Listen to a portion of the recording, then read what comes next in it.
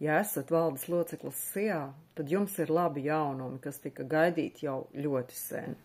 10. decembrī stājās spēkā izmaiņas komerclikumā, kas paredz, ka valdes loceklim beidzot ir tiesības izmantot grūtniecības un dzemdību atvaļinājumu.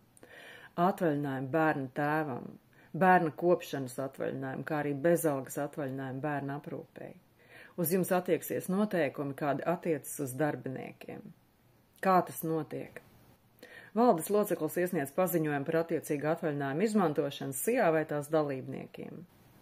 Atvaļinājuma laikā valdes loceklis vairs neietilpst valdes sastāvā. Dalībnieku sapulcē ir tiesības ievēlēt citu valdes locekli uz valdes locekļa atvaļinājumu laiku. Kamēr valdes loceklis atrodas kādā no minētajiem atvaļinājumiem, komercreģistrā izdara ierakstu par valdes locekļa izslēgšanu no komercreģistra. Tas vēl nav viss.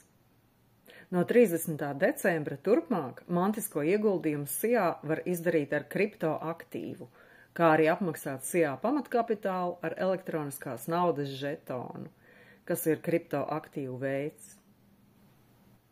Birojas sniedz attālināts pakalpojums arī komerctiesībās.